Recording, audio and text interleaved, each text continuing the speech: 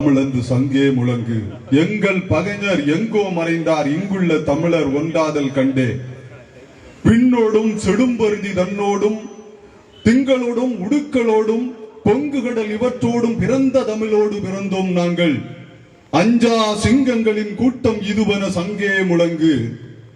இளைய தளபதி விஜய் அவர்களின் அஞ்சா சிங்கங்களின் கூட்டம் இதுவன சங்கே முழங்கு. தமிழக வெற்றி கழகத்தின் அஞ்சா சிங்கங்களின் கூட்டம் இதுவன சங்கே முழங்கு. இயற்கையின் இனிய தூறலோடு குமரி மாவட்டத்தின் ரம்மிய பகுதிகளில் ஒன்றாக விளங்கிக் கொண்டிருக்கின்ற இந்த முழுக்கோடு பகுதியின் பெருமைமிகு கிறிஸ்தவ இளைஞர் இயக்கத்தின் மைதானத்திலே இனிதே நடைபெற்றுக் கொண்டிருக்கின்ற தமிழக வெற்றி கழகத்தினுடைய கொள்கை பரப்பு கூட்டத்திற்கு தகுதியோடு தலைமையேற்று சிறப்பித்துக் கொண்டிருக்கின்ற குமரி மேற்கு மாவட்ட கழக செயலாளர் தேனீக்களை விட சுறுசுறுப்புக்கு சொந்தக்காரர் அன்பு தம்பி சபீன் அவர்களே, முன்னிலை வைத்து சிறப்பித்துக் கொண்டிருக்கின்ற குமரி கிழக்கு மாவட்ட செயலாளர் அருமை நண்பர் மாதவன் அவர்களே, மத்திய மாவட்ட செயலாளர் அருமைமிகு கிருஷ்ணகுமார் அவர்களே, முன்னிலை வைத்து சிறப்பித்துக் கொண்டிருக்கின்ற துணை இணை செயலாளர்களே, செயற்குழு உறுப்பினர்களே, சுழல் வல்லன் சோர்விலான் அஞ்சான் அவனை இகழ்வல்லர் யாருக்கும் அரிது என்பார் வள்ளுவர். அதற்கேற்ப தமிழக வெற்றி கழகத்தினுடைய மேடைகளில் தோறும் கொள்கை முழக்கமிட்டு தற்போது நமது மத்தியிலே மிகச்சிறந்த ஒரு கொள்கை உரையை ஆற்ற வருகை தந்திருக்கின்ற கொள்கை பரப்பு அணியினுடைய மாநில இணை செயலாளர் அன்பு சகோதரர் லயோலா மணி அவர்களே, பட்டங்கள் ஆள்வதும் சட்டங்கள் செய்வதும் பாரினில் பெண்கள் நடத்த வந்தோம், எட்டும் அறிவினில் ஆணுக்கிங்கே பெண் இளைப்பில்லை காணன்று கும்மியடி என்ற பாரதியினுடைய கவிதை வரிகளை மெய்ப்பித்து இங்கு அழகுபட சேர்த்துக் கொண்டிருக்கின்ற அன்பு சகோதரி மாநில கொள்கை பரப்பு இணை செயலாளர் கேதரின் பாண்டியன் அவர்களே, இந்த விழாவின் நாயகர்களாக இங்கு குழுமி இருக்கின்ற அன்பு சகோதரிகளே, சகோதரர்களே, பொதுமக்களே, இளைஞர்களே, உங்கள் அனைவரையும் மீண்டும் ஒரு முறை நான் இங்கு வாழ்த்துகின்றேன். அன்புக்குரியவர்களே, இந்திய அரசியல் வரலாற்றை எடுத்து பாருங்கள். குறுகிய காலகட்டத்திலே கோடிக்கணக்கான இளைஞர்கள் ஒரு இளைஞரின் முன்னால் அடிவகுத்து நிற்கிறார்கள் என்றால் அந்த அதிசயம் அத்தி பூத்தார் போல தமிழக வரலாற்றில் இப்பொழுதுதான் நடந்திருக்கிறது. தளபதி விஜய் அவர்களின் தலைமையில் கோடிக்கணக்கான இளைஞர்கள் இன்று ஒரு ஆட்சி மாற்றத்திற்காக, ஒரு சமுதாய மாற்றத்திற்காக அணிவகுத்து நின்று கொண்டிருக்கிறார்கள். அன்புக்குரியவர்களே, தமிழகத்தின் மொத்த வாக்காளர்களின் எண்ணிக்கை 6,20,00,000. அதில் வாக்களிப்பவர்கள் 70% என்று வைத்துக் கொள்ளுங்கள், 4,20,00,000 பேர். நம்முடைய உறுப்பினர்களின் எண்ணிக்கை இன்று 1,50,00,000 தாண்டி போய் கொண்டிருக்கிறது. வெற்றி பெற ஒரு கட்சிக்கு தேவை 30% வாக்குகள். அதை தாண்டி நாம் போய் கொண்டிருக்கிறோம் என்பதை நீங்கள் மறந்துவிடக் கூடாது. காலம் எழுதிவிட்டது. 2024 தமிழக முதலமைச்சர் தளபதி விஜய் அவர்கள் என்பதை எந்த கொம்பனாலும் இனி இங்கு மாற்ற முடியாது. சரித்திரம் எழுதப்பட்டு விட்டது. இளைய காமராசர், மக்கள் திலகம் விஜய் அவர்கள் ஆட்சி மாற்றத்திற்கான அறிகுறியோடு இங்கு வந்து கொண்டிருக்கிறார். அன்புக்குரிய சகோதரர் சகோதரிகளே என்பதை இந்த கூட்டத்தின் வாயிலாக மிக ஆணித்தரமாக தெளிவுபடுத்திக் கொள்ள ஆசைப்படுகின்றேன். குமரி மாவட்டம் கல்வி அறிவுக்கு மட்டுமல்ல, அனைத்திற்கும் பெயர் பெற்ற மாவட்டம். 1967 அப்பச்சி காமராஜ் விருதுநகரிலே தோற்கடிக்கப்பட்ட போது அவரை இங்கு அழைத்து வந்து அவருக்கு மகுடம் சூட்டின மாவட்டம். அப்பச்சி காமராஜரை நாம் கடவுளாக தொழுது கொண்டிருக்கிறோமே, ஆனால் இந்த கயவர் கூட்டம் இன்று அவரை அல்லவா வசைபாடி கொண்டிருக்கிறது. இந்திய அரசியல் வரலாற்றில் காந்தி, நேரு, நேதாஜி, அம்பேத்கர், காமராஜர் என்கிற வரிசை தானே. காமராஜரை போன்ற ஒரு பெருந்தலைவரை இந்த உலகமே காணவில்லையே. இந்தியாவிலே பெருந்தலைவர் காமராஜரை இந்த சல்லி பசங்களோடு ஒப்பிடுகின்ற ஒரு சப்பை வேலையை இவர்கள் செய்து கொண்டிருக்கிறார்கள் என்பதை நீங்கள் யோசித்து பார்க்க வேண்டும். அன்புக்குரியவர்களே, 9 ஆண்டு காலம் இந்திய சுதந்திரத்திற்காக சிறையில் வாடிய அற்புத மனிதன் அவர். 6000 ஊர்களில் ஓராசிரியர் பள்ளி, 6000 பள்ளிகளை திறந்தவர். 7% இருந்த கல்வி அறிவை 37% மாற்றி காட்டியவர். தமிழகத்திற்கு அடித்தளம் அமைத்தவர். தமிழகத்தில் இன்று காண்கின்ற அணைகள் எல்லாம், நீர்ப்பாசன திட்டங்கள் எல்லாம், தொழிற்கூடங்கள் எல்லாம் அப்பச்சி காமராஜரால் உருவாக்கப்பட்டவை. காமராஜரை நாம் தெய்வமாக தொழுது கொண்டு இருக்கிறோமே. கற்கை நண்டே கற்கை நண்டே பிச்சை, கற்கை நண்டே கற்கை நண்டே பிச்சை புகிலும் கற்கை நண்டே என்ற ஔவையார். அப்பச்சி காமராஜர் தமிழகத்திலே ஆட்சி பொறுப்பில் வந்தபோது கல்வி கூடங்கள் துறக்க காசு இல்லை என்று சொன்னார்கள் அதிகாரிகள். நான் கையேந்தி பிச்சை எடுக்கிறேன், எனது மக்களை படிப்பிப்பதற்காக மிக வேள்வி செய்தானே அந்த மாமனிதன், அந்த மனிதனை அல்லவா இன்று கொச்சைப்படுத்துகிறார்கள். இன்னரும் கனி சோலைகள் செய்தல், இனிய நீர்தன் சுனைகள் அமைத்தல், அன்ன சத்திரம் 1000 வைத்தல், ஆயில் ஆலயம் 10,000 கட்டல், இன்ன யாவினும் புண்ணியம் கோடி ஆங்கோர் ஏழைக்கு எழுத்தறிவித்தல் என்று பாரதி பாடினானே. நானும் நீங்களும் எனது அப்பனும் இந்த சமூகத்தில் தலை நிமிர்ந்து வாழ காரணமான அந்த அப்பச்சியை நமது தாத்தனை இன்று ஒரு கோமாளி கூட்டம் கொச்சைப்படுத்துகிறதை நீங்கள் யோசித்து பார்க்க வேண்டும். ஒரு போராட்டம் நடத்துவதற்கு 2 ஏசியும் ஒரு துணைவியையும் மனைவியையும் வைத்து நாடகமாடிய ஒரு நபரின் கூட்டம் எப்படி நமது தாத்தனை இவர்கள் கேவலப்படுத்த முடியும்? எப்படி நாம் இதற்கு இவர்களை அனுமதிப்போம்? நீங்கள் யோசித்து பார்க்க வேண்டும். திருச்சி சிவா என்று ஒரு கோமாளி பையன், அவனது மகனை பார்த்திருப்பீர்கள், திருச்சி சூர்யா.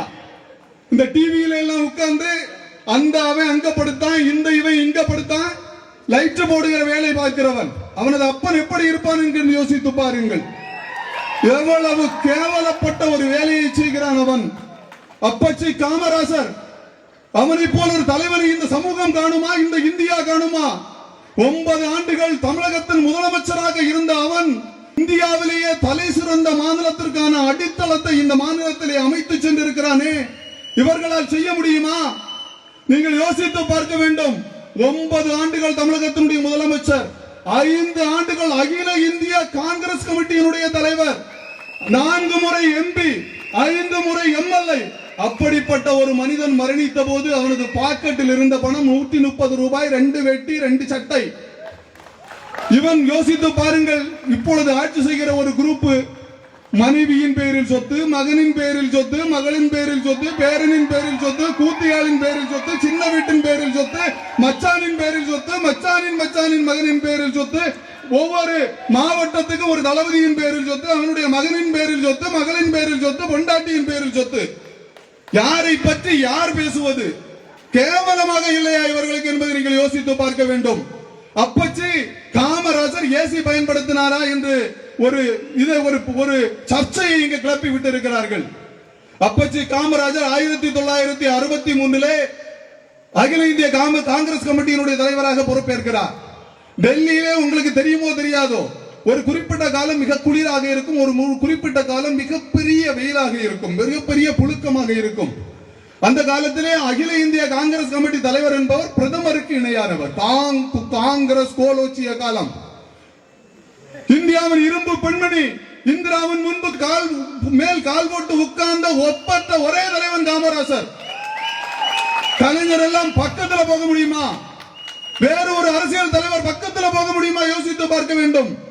அந்த காலகட்டத்தில் அனைத்து அலுவலகங்களிலும் ஏசி இருக்கும். அப்பொழுதுதான் அப்பச்சி காமராஜர் முதலாக ஏசியை பயன்படுத்தினார்.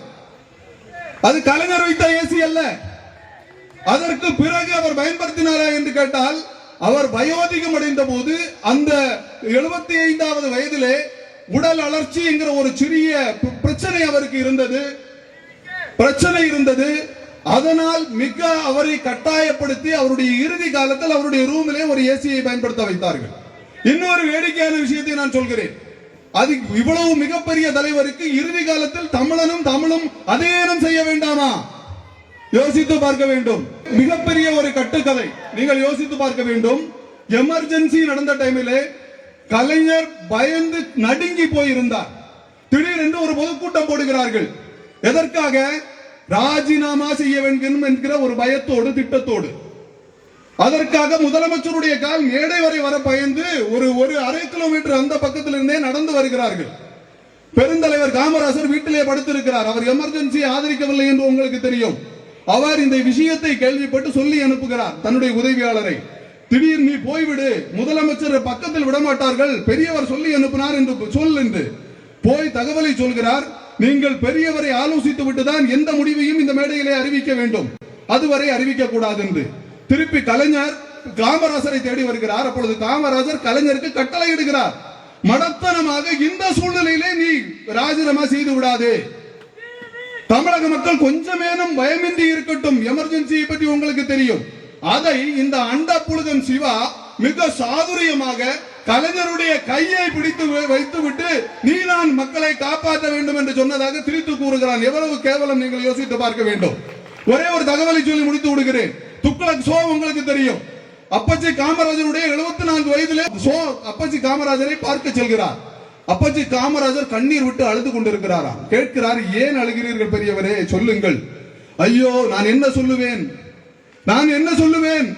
என்னுடைய இந்த தமிழகத்திலே அனைவரையும் நான் படிக்க வைத்தேன் பிச்சை எடுத்து.